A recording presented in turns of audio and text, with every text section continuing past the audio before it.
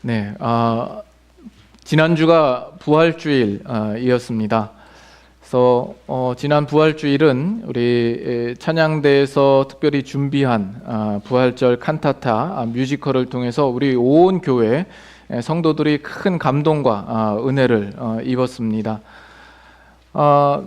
아마 우리 교회 역사상 가장 기억에 남을 부활절이 아니었겠는가, 그런 부활절이 될 것이라 이렇게 생각이 됩니다. 그래서 그것을 위하여서 준비하시고 또 수고하신 모든 분들께 감사를 드립니다. 여러분들이 지난 부활절날 받은 감동들을 조금 더 오래 간직하고 또 되새길 수 있도록 짐에 가보시면 그때 붙였던 그 배경 그림을 붙여놨습니다. 그래서 그 그림 볼 때마다 부활절의 감동을 다시 한번 생각하시고 또 예수 그리스도의 부활하심을 여러분들이 분명히 고백하시고 또 그 부활의 의미를 다시 한번 생각하실 수 있기를 바랍니다.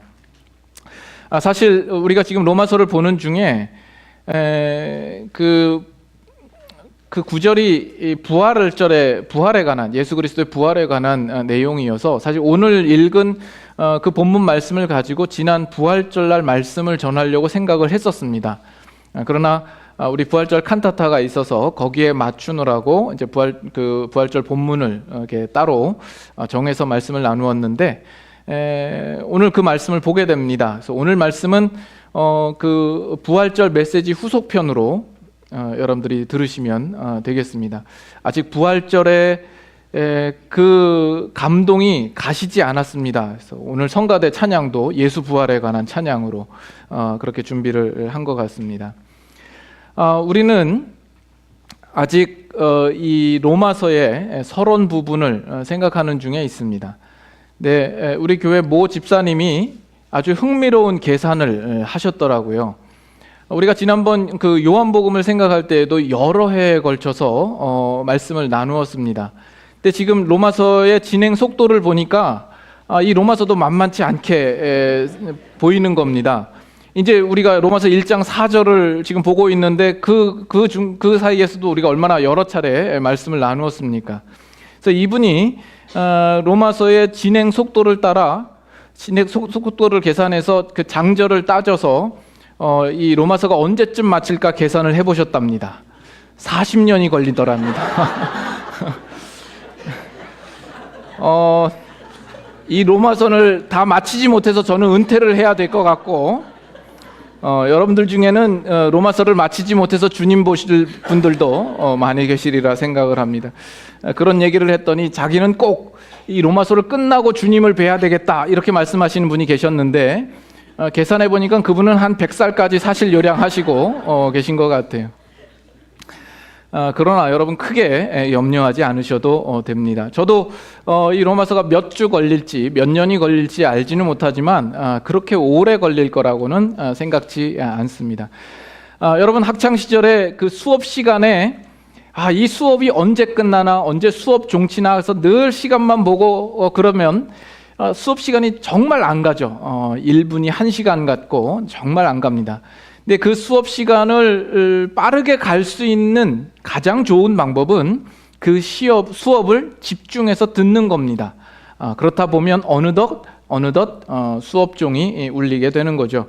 그래서 이 로마서를 보는 중에도 이 로마서가 언제 끝나나 이것이 여러분들이 생각할 것이 아니라 이 로마서의 말씀에 집중하셔서 그 안에서 우리가 알지 못했던 진리를 깨닫게 되고 거기서 감동을 하게 되고 회개할 거리도 알게 되고 또 변화를 받다 보면 우리가 순식간에 이 로마서가 이제 마칠 날이 우리에게 임할 줄로 믿습니다.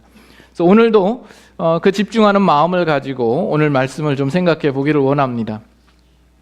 지금 사도 바울은 로마에 있는 한 번도 일면식이 없는, 만나보지 못한 성도들에게 예수 그리스도와 그 복음을 전하기 위하여서 지금 이 편지를 쓰고 있습니다.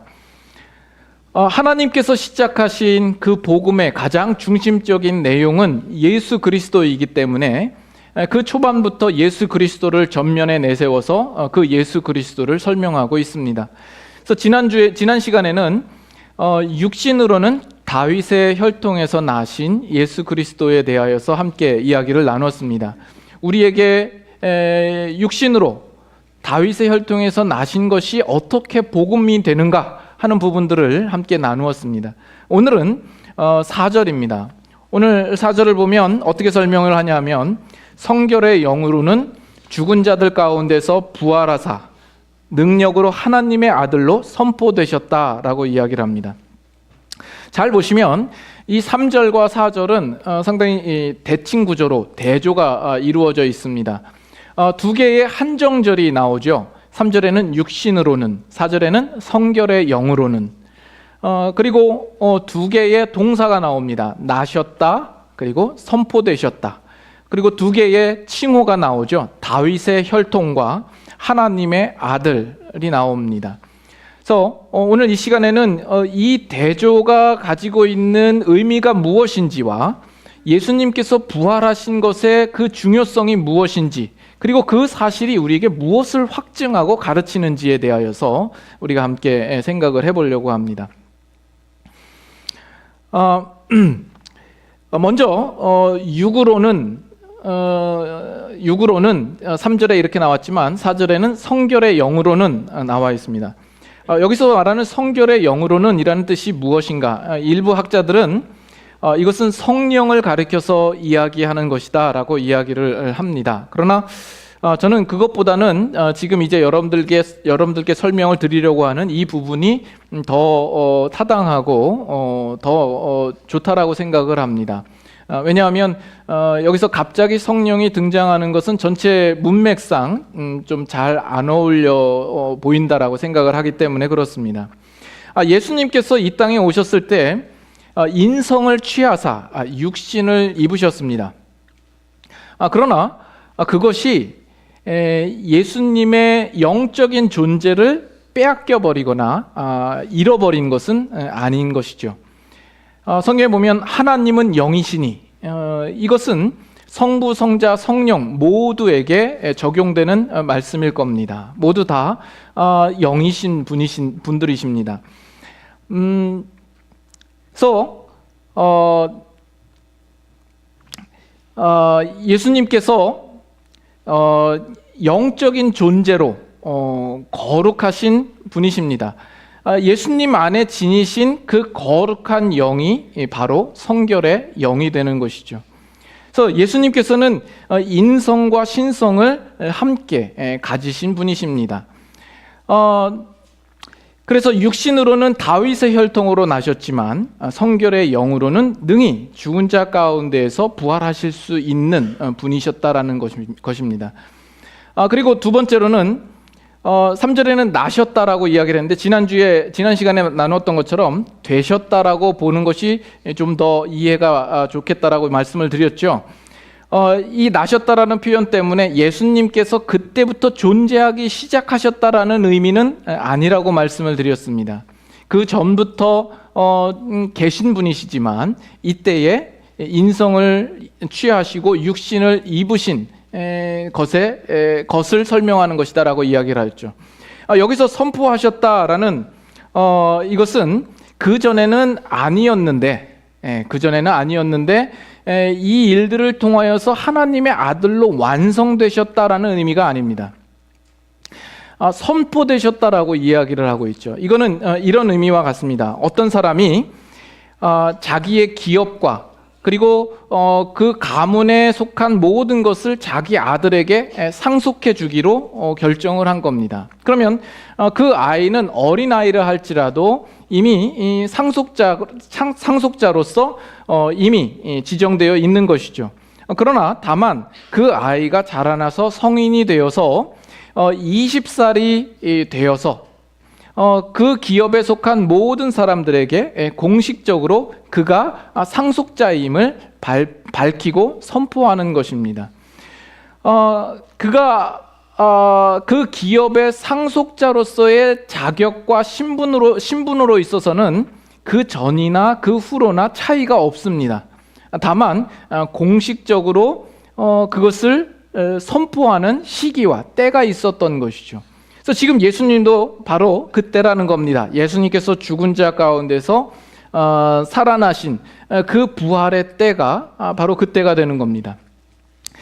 그전에는 아들이 아니었는데 그때 아들이 부활하셨을 때 아들이 되었다라는 의미가 아니라 이제는 모든 사람들이 알도록 하나님의 아들로서 선포하셨다라는 의미가 되는 겁니다.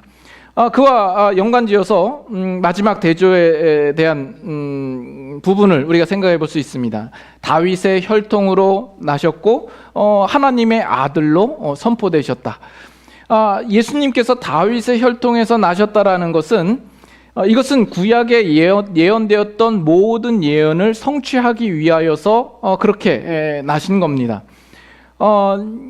유다의 여자의 후손이셔야 했고 유다의 자손이어야 했고 다윗의 혈통으로 나셨어야만 했던 것이죠. 그것을 성취하시기 위하여서 예수님께서 다윗의 혈통으로 나신 것입니다. 그래서 인자로 오셨죠. Son of Man으로 예수님께서 오셨습니다. 그러나 동시에 그는 하나님의 아들이었다라고 이야기를 하는 겁니다. 예수 그리스도의 부활하심을 통하여서 그의 하나님의 아들 되심을 분명하게 선포하고 확인하시고 있는 것이죠. 자, 빌립보서 2장 말씀 한번 잠깐 볼까요? 우리가 다시 로마서에 하나 더 생각해야 되니까 로마서를 완전히 덮지 마시고 빌립보서 2장으로 한번 가보겠습니다.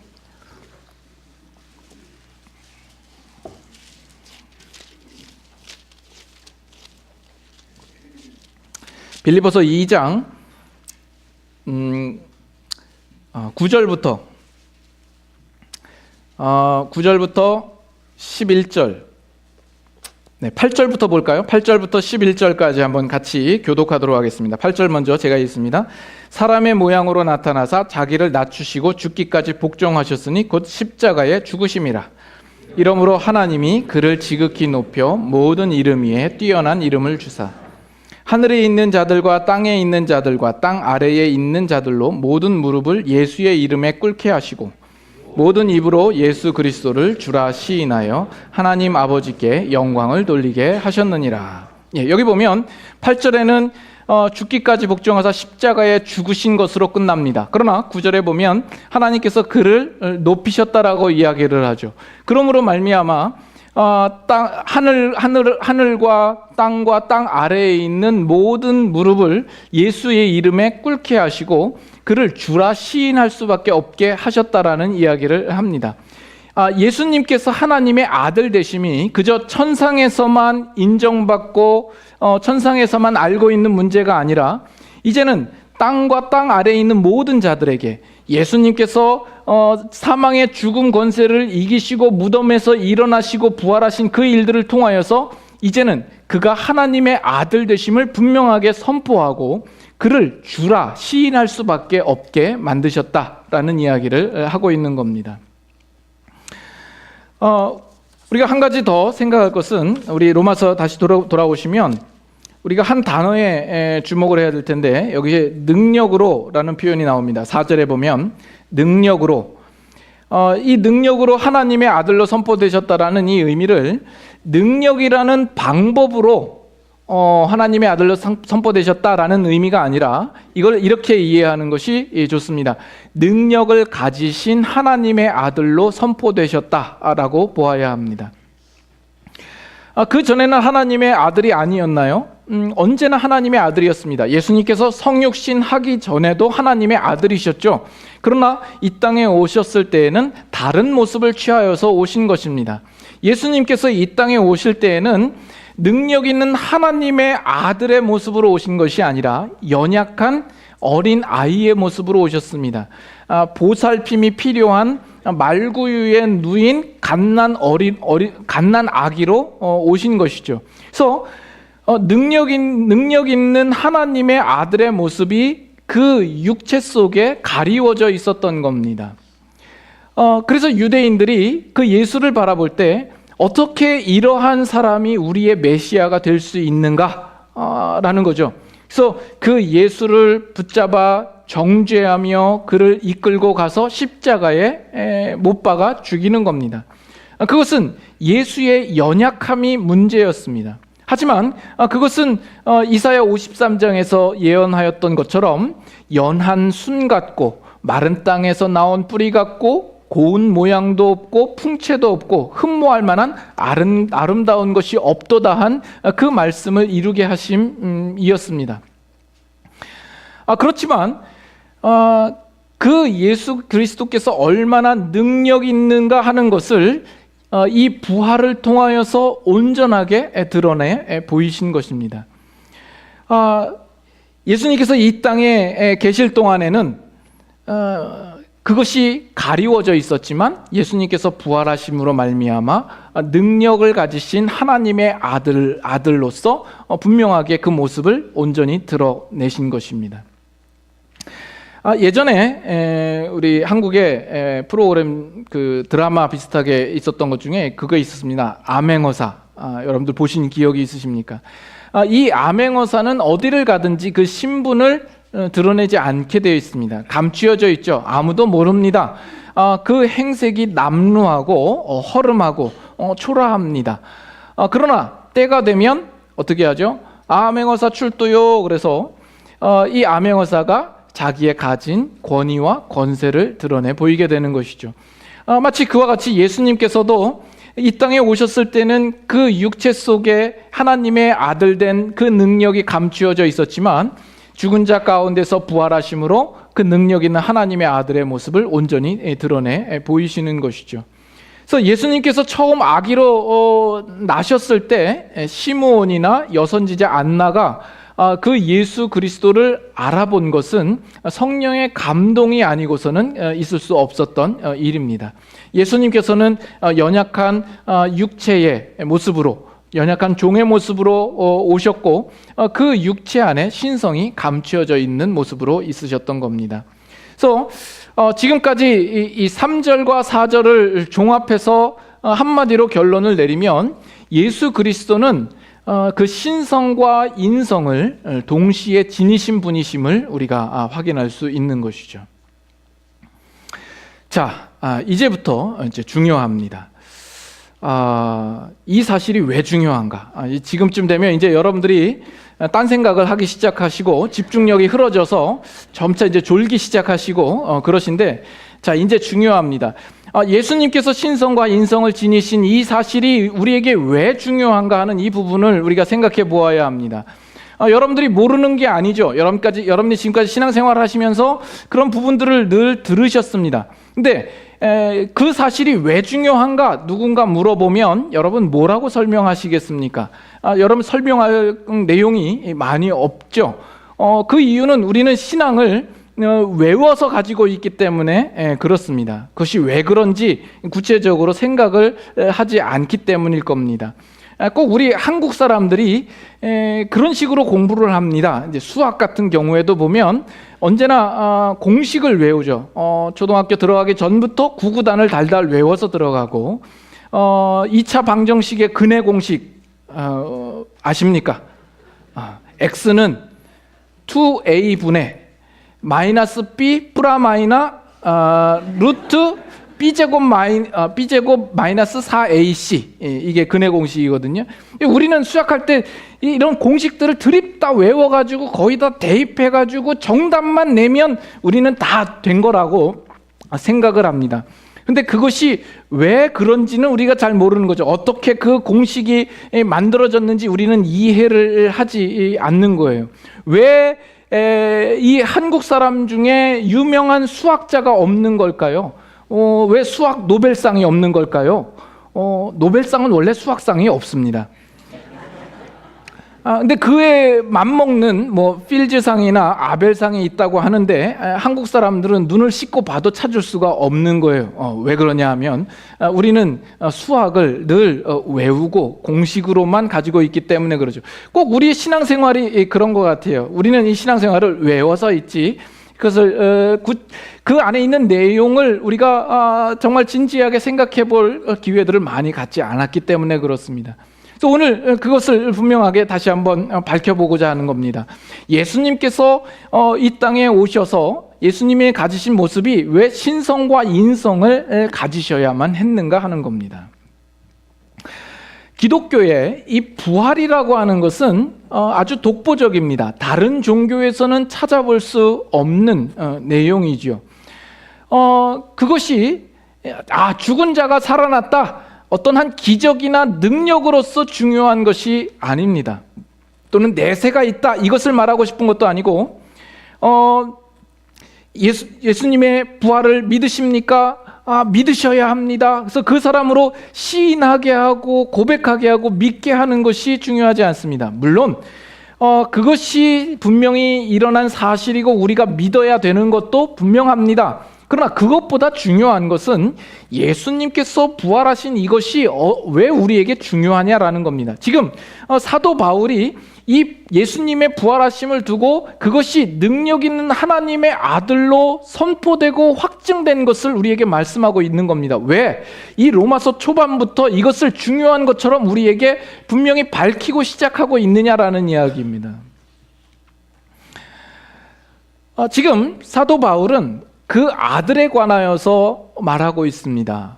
왜냐하면 그 아들 예수 그리스도가 기독교 복음의 중심이기 때문에 그렇습니다. 그가 복음의 중심인 이유는 오직 그만이 이 죄인된 인간의 그 죄 아래에 있고 사망 아래에 있고 심판 아래에 있는 우리의 형편에서 우리를 구원해 줄 유일한 구원자이기 때문이죠. 정말 그가 우리의 구원자 되기 위하여서, 기독교의 복음이 복음되기 위하여서 그는 구원자로서 충분하고 온전한 자격 요건을 취하고 있으셔야만 하는 겁니다. 그래서 우리가 지난 시간에는 그가 육신으로는 다윗의 혈통에서 나셨다라는 부분을 생각하신 거예요. 그것은 우리의 구원자로서의 그 자격 요건으로서 충족시키기 위하여서 그렇게 오신 겁니다. 그래서 예수님께서 육신을 입고 이 땅에 오신 것 자체만으로도 그것은 복음이다, 우리가 기쁜 소식이다 라는 이야기를 했습니다. 그러나 거기에서만 그쳐서는 안 되고 그 예수 그리스도가 분명히 신성을 지니신 분이셔야 하겠다라는 겁니다. 그래서 오늘 본문에 보면 그가 하나님의 아들이라고 선포하고 있는 것이죠. 이 아버지와 아들과의 관계는 우리 한국적인 마인드에서는 그 아버지는 그 아들이 넘을 수 없는 권위가 있는 것처럼 이렇게 우리는 인식을 합니다. 그러나 이 유대인의 사회에 있어서는 아버지와 아들은 동등 권위와 권세를 가지고 있는 것으로 인식을 합니다.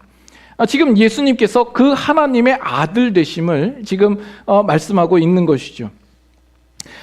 기독교 이 역사 속에 보면 언제나 예수님의 신성과 인성 부분에 있어서 큰 논쟁거리가 있고 그것이 큰 이슈가 되기도 했었습니다. 이 예수님을 신으로 볼 것이냐 인간으로 볼 것이냐 하는 겁니다. 이 초대교회 당시에 아주 유명했던 이단인 영지주의 같은 경우에는 그들은 영적인 것은 무엇이든 선하며 물질은 악하다, 이렇게 생각했던 사람들입니다. 그래서 영적인 지식을 추구했던 사람인데 그들은 예수님에 대하여서 이야기하기를 영적이고 신적인 예수가 어떻게 부정한 육신을 입은 인간의 몸을 입고 이 땅에 오실 수 있느냐? 그것은 불가능하다라고 생각을 했습니다. 그것은 단지 육체로 보였을 뿐이다. 그래서 예수님은 그저 가현적인 인간의 모습으로, 가짜의 어떤 그냥 육체로 보이는 모습으로 오셨고 그는 참 인간이 아니었다라고 이야기를 합니다. 그래서 예수님은 세례 받을 때에 그 영이 찾아왔고 예수님께서 십자가에 처형당하시기 직전에 그 영이 떠났다라고 이야기를 합니다. 그럼으로써 예수님의 인성을 부정합니다. 반면 예수님의 신성을 부정하고자 하는 부류의 사람들이 또 있습니다. 그들은 이 성경에 나와 있는 예수님께서 행하신 기적과 능력들, 물 위를 걸으셨다던가 오병이어로 5,000명을 먹이셨다던가 죽은 자를 살리셨다라는 이 모든 내용들은 사실은 실제로 있었던 일이 아니라 인간이 만들어낸 그저 신화적인 허구의 내용들 뿐이다라고, 허구의 이야기들이라고 그들은 생각을 합니다. 그래서 그저 예수님은 성인 군자들 중에 한 사람이요. 그저 고매한 인격과 훌륭한 인품을 지닌 사람에 불과하다라고 생각을 하는 겁니다. 그러나 유독 기독교는 고집스럽게 예수님은 신성과 인성을 지니신 분이다라고 끊임없이 주장해 왔습니다. 그냥 고집스럽게 주장했다고 해서 그냥 막무가내로 어거지로 주장했다라는 이야기가 아니라 분명히 성경에서 그것을 우리에게 말씀하고 있기 때문에 그렇습니다. 그래서 요한 사도 같은 경우에는 요한서 신서를 보면 예수님의 신성과 인성 그 둘 중에 하나를 부정하는 자는 적그리스도라 이렇게 이야기를 합니다. 그들은 이단으로 단죄합니다. 그러면 왜 그럴까? 왜 그것이 중요할까라는 겁니다. 자, 이제 여러분 생각하십시오. 만일 예수님께서 신적인 요소만 지니고 계시고 참 인간이 아니라면, 그래서 어떤 그냥 육체의 모양과 육체라는 껍데기만 가지고 이 땅에 오신 분이라고 한다면 그는 죄인된 인간의 죄를 사할 만한 충분한 구원자로서의 자격이 없어지는 겁니다. 죄는 인간이 진 것 아닙니까? 그러면 이 죄인된 인간의 그 죄의 대가를 치르기 위하여서는 그 구원자는 분명히 인간으로 오셔서 인간의 죄에 대한 대가를 지불해야 되는 것입니다. 그런데 예수님이 그저 신적이고 영적인 상태로만 존재하시면서 우리를 구원하신다라고 하는 것은 실제적인 죄의 대가를 치르는 행위가 없었다라는 이야기가 되는 겁니다. 이런 경우가 같죠. 우리가 같이 식사하러 가서 저녁 식사하면서 야, 오늘은 내가 쏠게 마음껏 먹어 그래놓고 실제적으로는 지갑을 꺼내서 값을 지불하는 행위를 하지 않는 것과 같습니다. 말로는 생색을 다 내면서도 실제적인 지불을 하지 않은 것처럼 예수님께서 단지 신적으로만 존재하시고 인간의 육체를 입지 않으신 것이라고 한다면 실제적인 우리 인간의 구원자로서의 자격 요건에 충족시킬 수 없다라는 겁니다. 반면 예수님께서 그저 죄 없는 한 사람으로서만 오셨고 그가 신성을 지니시지 않으신 분이라고 한다면 예수님께서 십자가에 죽으시는 그 사건은 그저 죄 있는 한 사람을 구원할 수 있는 효력밖에는 없습니다. 그 이상의 의미는 없는 겁니다. 이해하시겠습니까? 네? 그래서 그는 영원한 신성을 지니고 계신 분으로서 그가 죽으시고 살아나신 그 일들, 그 구속사역을 통하여서 그 효력을 영원히 그 효력을 발휘할 수 있도록 하셔야 됩니다. 또 계속 살아계셔서 그가 친히 죄인들을 구원하신 대속자 되심을 증언을 해주셔야 되는 겁니다.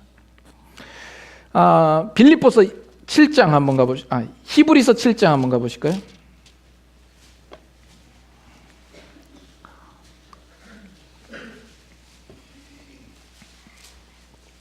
히브리서 7장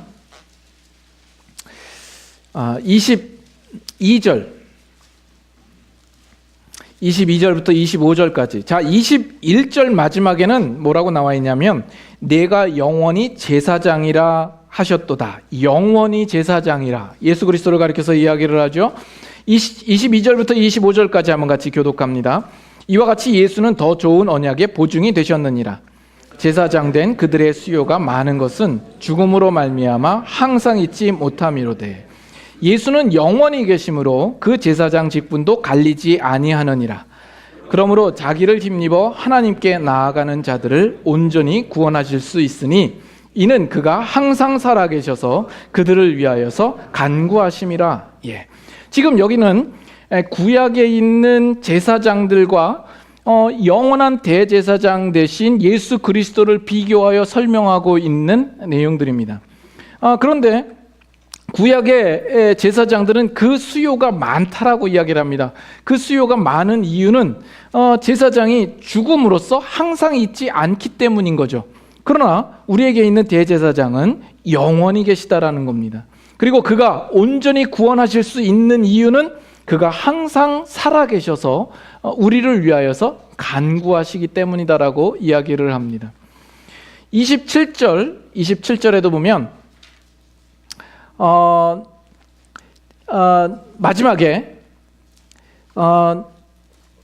백성의 죄를 위하여 날마다 제사 드리는 것과 같이 할 필요가 없으니 이는 그가 단번에 자기를 드려 이루셨습니다.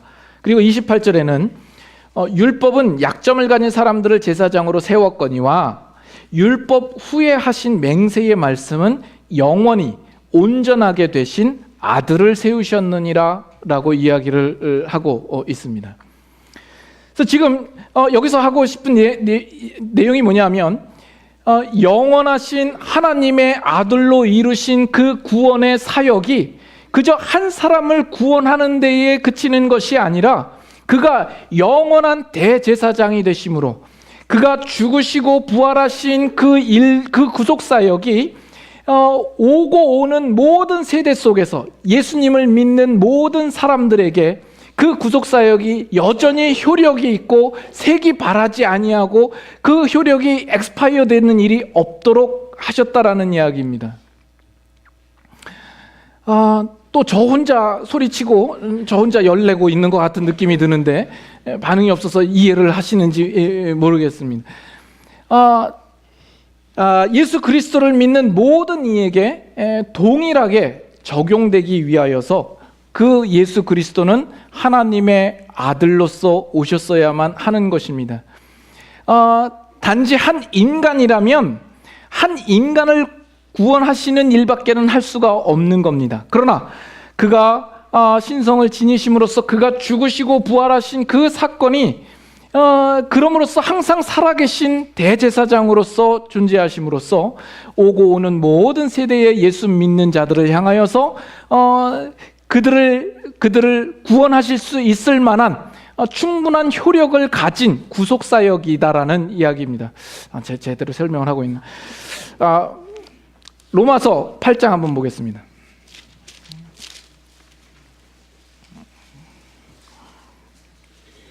로마서 8장을 보면 좀 더 확실하게 설명을 할 수 있으리라 생각합니다. 로마서 8장 33절, 34절.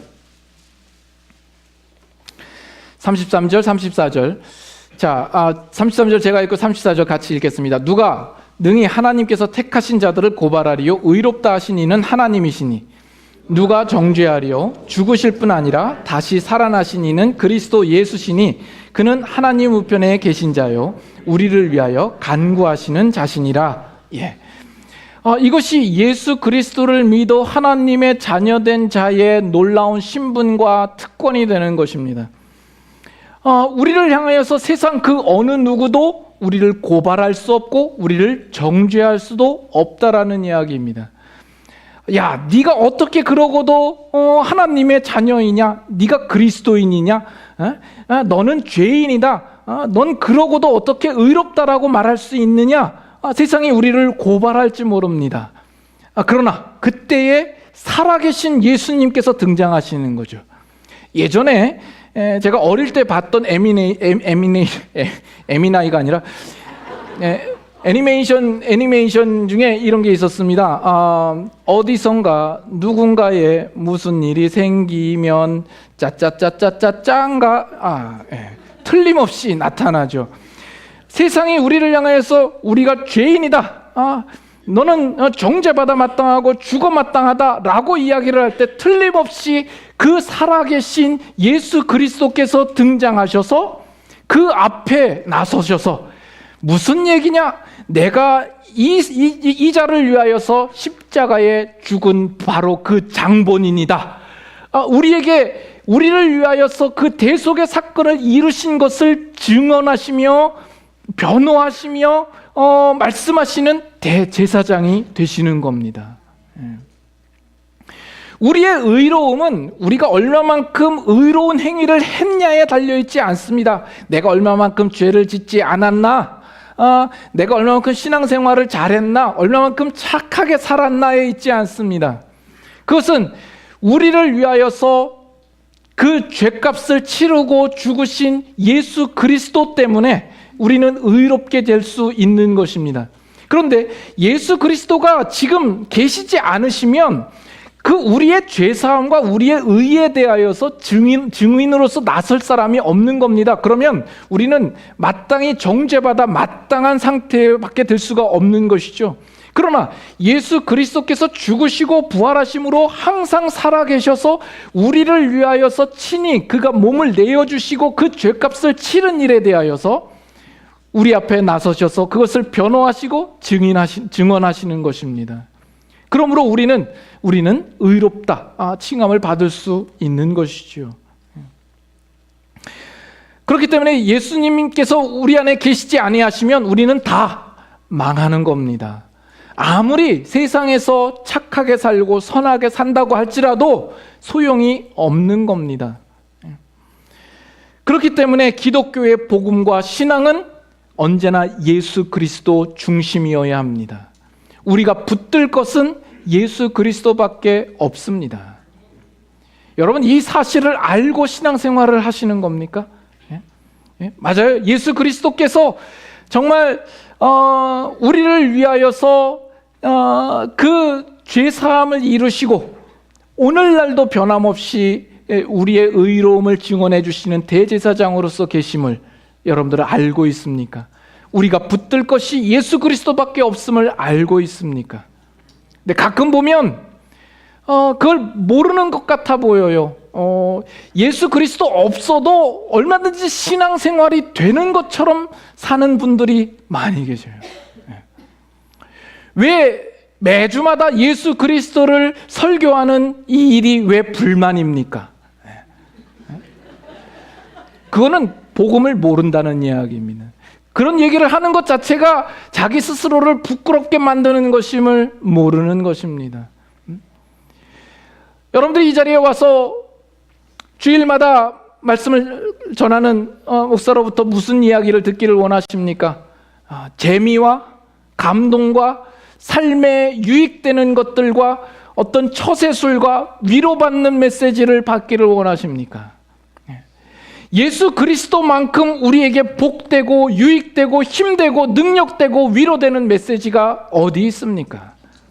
여러분들이 정말 복음을 안다고 한다면 언제나 그 말씀을 전하는 자가 예수 그리스도를 증거해야 된다라고 여러분들이 먼저 그 예수 그리스도에 대한 복음의 소식을 가르쳐 달라고 전해달라고 요청해야 맞습니다.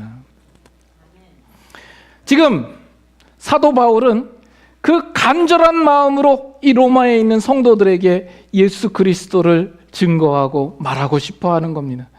아니, 그가 이제 예수 그리스도의 그 놀라운 복음의 내용들을 정말 전한다라는 그 기대와 흥분 속에서 지금 이 서론 부분을 쓰고 있는지도 모릅니다. 예수 그리스도만이 우리의 유일한 소망이기 때문에 그렇습니다. 예수 그리스도 안에만 참 구원이 있고 영광이 있고 영생이 있으며 기쁨이 있기 때문에 그렇습니다. 예수 그리스도께서 육신으로는 다윗의 혈통으로 나셨으며 성결의 영으로는 죽은 자 가운데에서 부활하여 능력으로 하나님의 아들로 인정되시는 이 사실이 우리의 구원자로서의 모든 자격 요건을 충분하게 온전하게 완전하게 갖추신 분이심을 분명하게 확인하는 것입니다.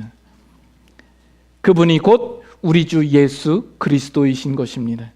그래서 예수 그리스도 그분이 바로 진정한 복음이 되는 것입니까? 믿습니까?